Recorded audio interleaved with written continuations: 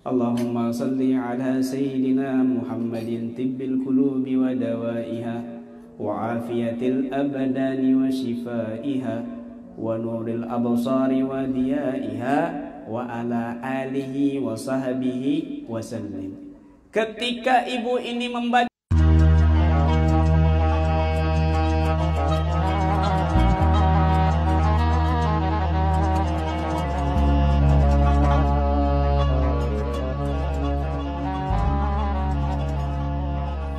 Assalamualaikum warahmatullahi wabarakatuh. Alhamdulillah dzil fadli wal in'am. Allahumma salli ala sayyidina Muhammadin salatan tu'afina minal balaya wal atham wa tasfina minal amradi wal asqam wa tuballighana aqsal ghayati wal maram wa taj'alna mimman yarahu fil yaqdati wal manam. Allahumma ukhrusna bi'ainika allati la tanam waqnafna bikanafika alladhi la yuram warhamna biqudratika alaina fala nahliku wa anta siqatuna ya dzal jalali wal ikram. Rabbi israh li sadri wa yassir li amri wa hlul 'uqdatam min lisani yafqahu qawli. Rabbana afriq 'alaina sabran wa tawaffana muslimin. Amma ba'd. Para jamaah muslimat, para asatidzah dan para tuan guru yang hadir juga di luar, dan juga tuan rumah, sahibul bait, Bapak Amantunillah beserta istri dan keluarga yang saya hormati. Alhamdulillah, tiada kemuliaan yang kita harapkan yang tersambung di dunia dan di akhirat yang melebihi daripada majlis seperti ini. Majelis-majelis seperti ini nanti di hari kiamat itu banyak kelompok yang mereka menjerit, menangis, menyesal. Ini Allah ceritakan dalam Al-Quran. Mereka menyesal karena nggak hadir seperti majelis ini. Mereka menangis, menyesal, menjerit, menggigit tangannya, jarinya karena tidak hadir majlis-majlis zikir salawat seperti ini. Mereka menyesal karena malah di tempat-tempat kelalaian, di tempat-tempat yang melupakan Allah dan Rasulnya, justru orang-orang yang istiqamah di dunianya selalu dia mengingat Allah dan Rasulnya, istiqamah ngaji, istiqamah hadir majlis seperti ini, mereka wajahnya bercahaya dan bahagia. Ini sudah diceritakan dalam Al-Quran oleh Allah sendiri. A'udzu billahi minasyaitonir rajim. Wa yawma ya'addu dhalimu 'ala yadayhi. Di hari orang zalim itu menggigit jarinya. Yaqulu ya laitani takhattu ma'ar rasuli sabila. Di hari kiamat nanti ada kelompok di mana mereka menggigit jari, kata Allah, karena menyesal, karena betul-betul mereka tersiksa di hari kiamat. Ya laitani takhattu ma'ar rasuli sabila. Andai saja, kata mereka yang menyesal ini, Allah ceritakan, andai saja aku mengikuti jalan Nabi, andai saja aku mengikuti jalan Rasulullah. Ya wailata laitani lam attakhid fulanan khalila. Aduhai, andai saja aku tidak menjadikan si fulan itu sebagai temanku. Kenapa? Laqad adallani ani dzikri ba'da idja'ani. Dia si fulan itu yang aku jadikan teman itu, yang aku jadikan sahabat itu di dunia, dia mengajak aku untuk lalai dan lupa kepada Allah. Setelah datang peringatan, setelah datang nasihat, nyesel aku jadikan si fulan ini sebagai teman. Nyesel aku jadikan si fulan ini sebagai sahabatku, dia melalaikanku kepada Allah. Sudah ada gambaran dari Allah, sudah diceritakan oleh Allah dalam Al-Quran. Orang-orang yang menyesal, mereka yang menjadikan sahabat-sahabatnya itu dari orang-orang yang zalim, orang-orang yang melupakan kepada Allah dan Rasulnya. Makanya panjenengan itu bersyukur. Pean-pean semua harusnya bersyukur bisa hadir di majelis ini. Mulutnya, lidahnya Allah muliakan untuk mengaturkan salawat dan salam kepada Nabi Muhammad SAW. Kenapa? Karena orang yang bersalawat kepada Nabi, maka mereka adalah orang-orang yang Allah panggil namanya. Kalau kita dipanggil, dipuji-puji sama Presiden Jokowi misalnya, Bunda Fulana luar biasa, cantik luar biasa, kayanya luar biasa, istiqomahnya kita bangga luar biasa. Ini bukan Jokowi yang manggil kita, ini Allah. Perhatikan ayat Allah, innallaha wa malaikatahu yusalluna 'alan nabi ya ayyuhalladzina amanu sallu 'alaihi wa sallimu taslima. Sesungguhnya Allah dan para malaikatnya itu yusalluna, senantiasa bersolawat. Ini pakai fi'il mudhari, Bu. Kalau pakai fi'il mudhari itu orang pesantren bilang itu yufidul istimrar wad dawam, senantiasa. Makanya Said Muhammad bin Alwi Al-Maliki pernah ditanya sama guru seorang syekh Wahabi Salafi. Imam, katanya kamu alim, katanya kamu sunni, ahlu sunnah jamaah. Kami mau tanya, Allah sekarang lagi ngapain? Kalau kamu hebat, kamu alim, jawab dengan hujah dan dalil. Allah sekarang lagi ngapain? Sedang apa Allah? Ma yaf'alullah al-yam, apa yang Allah lakukan sekarang ini?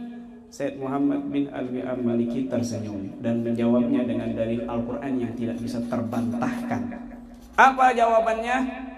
Allah sekarang lagi bersolawat kepada Nabi Muhammad SAW. Karena pakai fi'il mudhari, yusalluna, senantiasa bersolawat. Sudah diam, tidak bisa menjawab. Ya ayyuhalladzina amanu, hai orang-orang yang beriman. Yang Allah panggil itu orang-orang yang beriman, yang bersolawat. Maka mereka yang senantiasa mulutnya tidak berhenti, tidak kosong daripada salawat, bukan cuma di waktu salat 5 waktu saja, maka itu tanda orang itu senantiasa Allah panggil. Ya Allah, hei orang yang beriman, haturkan salawat dan salam. Masya Allah, ini luar biasa, ini luar biasa. Salawat, apalagi di akhir zaman, susah. Pengen mau cari guru yang betul-betul seorang pembimbing yang mursyid itu di akhir zaman nyarinya susah. Susah.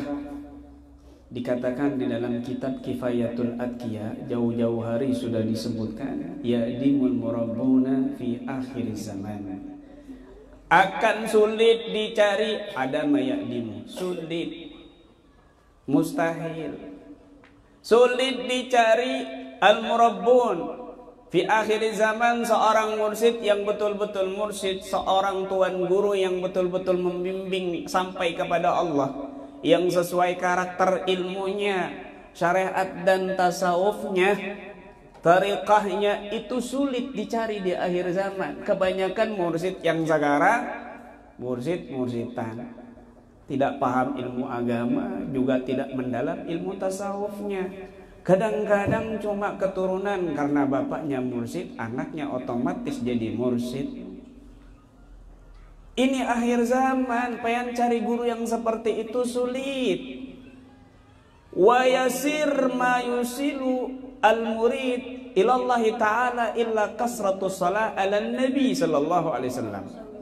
Bahkan nanti di akhir zaman yang banyak bisa menyampaikan kepada Allah bagi seorang murid adalah dengan memperbanyak sholawat kepada Nabi. Kenapa? fa inna jami'al a'mal bainal mardudah wal maqbulah illa as-salah 'ala nabi fa innahu maqtu'un bil qabul ikraman lin nabi. Karena semua amal ibadah itu salat pean, salat ulun, ibadah puasa itu banyak cacat dan aibnya. Banyak cacat dan aibnya.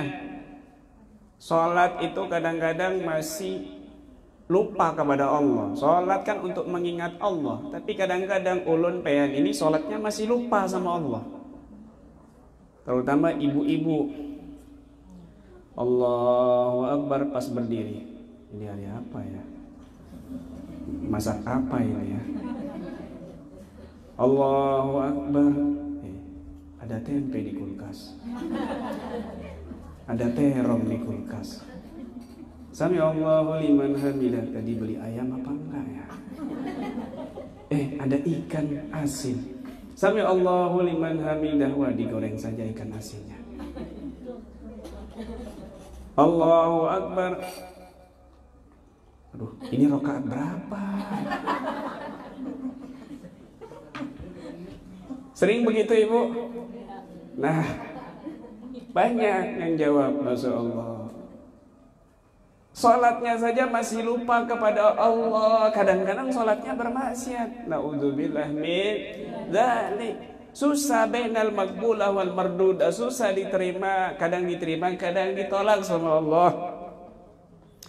Illa kasratu salat, kecuali memperbanyak solawat kepada Nabi. Fa innahu maqtu'un bil qabul. Payan ini solawat genjreng-genjreng, mukul-mukul, dar-dor misalnya. Diselingi seperti itu tetap diterima. Tetap Nabi tersenyum. Tangan pean yang tambah kasar gara-gara nabok-nabok itu juga nanti dapat saksi di hari kiamat. Oh, ini solawat, tangannya mukul-mukul jadi tambah keras, kasar, harusnya halus, lembut, ngalah-ngalahin tukang bangunan tangannya. Ya Allah, itu jadi saksi di hari kiamat. Tetap diterima. Mau sambil pean itu pamer-pamer, suaranya bagus-bagusan, suaranya cempreng-cemprengan, sudah tua tapi masih bagus suaranya. Ini juga Nabi senyum. Ya Allah, sudah keriput, suaranya masih. Tadi dari kamar itu saya pikir itu, wah ini umur 17 tahun ini. Ternyata nenek-nenek yang baca. Manula semua yang hadir. Allah karim. Suaranya menipu, tapi diterima salawatnya. Masya Allah. Kalau ibadah yang lain masih antara diterima ditolak, tapi salawat masih pun siapapun yang baca, mau dia nenek-nenek, mau dia gadis, mau dia anak kecil, mau dia pamer, mau dia ndak pamer, tetap diterima oleh Allah Subhanahu wa taala. Kenapa? Ikraman lin Nabi, karena memuliakan Nabi sallallahu alaihi wasallam. Begitu. Sehingga dikatakan oleh ulama ada derajat solawat yang bisa sampai kamu kepada Allah dengan berlipat-lipat dan cepat. Yang pertama, ketika kamu membaca solawat, memperbanyak solawat, kamu mendapatkan silah, hubungan. Ketika kamu setiap harinya membaca solawat, kamu tentukan minimal satu hari 300 kali kamu membaca solawat, maka kamu mendapatkan derajat ittisal. Ketika kamu pertahankan 1 bulan, 4 bulan, 1 tahun terus, mulut ini kalau tidak perbanyak solawat itu rasanya gatel, nggak enak, maka kamu sampai kepada derajat wisal. Ketika kamu itu mendengar nama Nabi Muhammad, langsung tergetar hati kamu, meneteskan air matamu karena rindu dan ingin memandang wajah Nabi Muhammad, ingin mendapatkan syafaat Nabi Muhammad, maka kamu sampai kepada derajat wusul. Solawat yang seperti ini, solawat yang bisa sampai kamu secepat kilat tanpa kamu bersusah payah mujahadah. Diceritakan ada seorang ibu-ibu kangen sama putrinya yang sudah meninggal dunia. lalu datang kepada Imam Hasan Al-Basri, seorang ulama sufi yang sangat luar biasa. Wahai Imam, aku rindu dengan putriku yang sudah meninggal dunia. Bagaimana kabarnya wahai Imam? Berikan aku amalan supaya aku bisa mimpi ketemu putriku yang sudah meninggal itu. Lalu dikasih amalan dan diamalkan oleh ibu tersebut. Malamnya bermimpi dengan putrinya tersebut, tetapi sedih. Putrinya dilihat dalam keadaan tersiksa. Putrinya dilihat dalam keadaan sengsara di hari kiamat, di kuburannya. Maka bangun-bangun dia menangis dan mendatangi Imam Hasan Al-Basri kembali. Wahai Imam, amalanmu mujarab, tapi aku sedih. Putriku disiksa, putriku sengsara, putriku begini. Bagaimana ini Imam? Dilihat imamnya udah pingsan. Loh, kok pingsan? Imam Hasan Al-Basri itu hatinya lembut, dengar kayak gitu pingsan. Kemudian bangun-bangun Imam Hasan Al-Basri masih menangis, bergetar tubuhnya sampai beliau tertidur dan bermimpi seorang putri yang cantik luar biasa, dalam keadaan penuh kenikmatan dari Allah, kebahagiaan yang luar biasa. Maka Imam Hasan Al-Basri bertanya, siapa engkau wahai? Engkau yang istimewa ini, apakah kau ini bidadari? Apakah kau ini manusia atau jin? Wahai Imam, aku ini manusia. Aku ini putri ibu yang datang sama kamu tadi. Loh, kata ibu kamu disiksa, kamu sengsara. Tapi kenapa kamu sekarang terlihat bahagia? Betul wahai Imam, cuma tadi baru saja ada seorang soleh lewat ke pemakamanku. Dia membaca solawat 1 kali kepada kami dan dihadiahkan kepada kami yang ada di makam ini, pemakaman ini. Maka kami yang sedang disiksa oleh Allah Subhanahu wa Ta'ala dalam kuburan ini mendapatkan syafaat berkat solawat orang itu meskipun 1 kali. Subhanallah. Solawat yang seperti itu bisa menyelamatkan kadang-kadang dari api neraka. Perbanyak solawat. Kadang-kadang solawat ini juga bisa menyembuhkan penyakit ibu. Ada seorang yang ibunya itu kena kanker otak. Ini kisah nyata di dalam kitab yang dikarang oleh Imam Syekh Abdul Wahab Asy'arani, seorang wali yang besar yang luar biasa, pengarang kitab Tanbihul Muhtarin. Beliau bercerita bahwa ada orang yang ibunya itu kena kanker otak. Dokter bilang umurnya tinggal 20 hari lagi sudah divonis. Akhirnya dia datang ke orang saya, Syekh, ibuku ini kena kanker otak, sudah lumpuh. Umurnya kata dokter 20 hari lagi. Bagaimana ini? Mohon doanya. Suruh baca sholawat Tibil Qulub. Wahai Syekh, ibuku sudah nggak bisa baca, sudah lumpuh, mulutnya nggak bisa digerakkan. Kalau gitu baca sholawat Tibil Qulub di hatinya. Ibu paham sholat Tibil Qulub? Allahumma salli ala Sayyidina Muhammadin tibbil qulubi wa dawaiha wa afiyatil abdani wa shifaiha wa nuril absari wa diyaiha wa ala alihi wa sahbihi wa sallim. Ketika ibu ini membaca, mengamalkan salawat ini dalam hatinya berhari-hari sampai mulutnya bisa bergerak dan membaca salawat juga dengan mulutnya, sampai lewat 20 hari dia bermimpi dengan Nabi SAW dalam mimpinya. Ketika membaca salawat Tibil Qulub, Allahumma salli ala Sayyidina Muhammadin tibbil qulubi wa dawaiha wa afiyatil abdan wa shifaiha wa nuril absari wa diyaiha zid wa kutil arwahi wa gidaiha wa ala alihi wa sahbihi wasallam. Tambahkan wa kutil arwah wa gidaiha wa ala alihi wa sahbihi wasallam. Akhirnya ditambahkan wa kutil arwah, dan makanannya ruh, sambungannya ruh. Akhirnya sembuh sampai salah satu dokter yang non muslim itu masuk Islam gara-gara kejadian ini. Makanya ketika ruh orang itu tersambung dengan ruh Nabi, dia akan mendapatkan balasan dari Allah berlipat-lipat. Kenapa? Orang yang mengutamakan Nabi, maka Allah lebih mengutamakan dia berlipat-lipat. Orang yang membaca sholawat 1 kali saja kepada Nabi, Allah balas 10.